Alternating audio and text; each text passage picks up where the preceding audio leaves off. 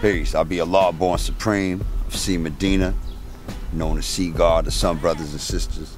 Now, when you first heard the black man is God, what was your response? I mean, I bore witness because I've always identified.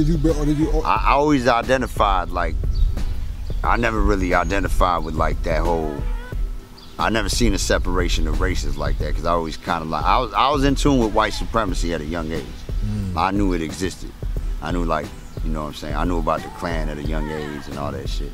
Like out here in Chicago, you kind of learn about racism at a young age.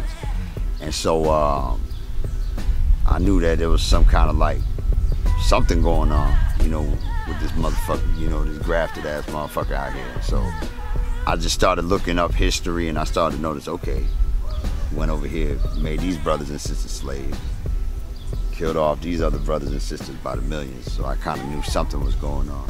So when I heard that the black man was God, and then I said, okay, you know what I'm saying? I didn't know right away that applied to me. It actually took powerful to break that down. My enlightenment had to actually break down that we are part of that original spectrum as well, that, you know, all the Asiatic human families. And that's something that I think it's hard for a lot of people to accept, like once they got pins in their head, because I mean it goes both ways. Like you got a lot of like RBGs that ain't gonna rock with the science of, like, you know, Mexicans or Puerto Ricans being black. They ain't trying to see that shit. And I think that's just like through the science of division and how, you know, it's like the God degree in the 1 through 14. Why does the devil call all people Africans? You know, why does the devil call all people West Indians, or, you know, whichever? You know, these are all titles that got a birth record. And so I started seeing, you know, I understood the science of the lessons and dealing with birth records.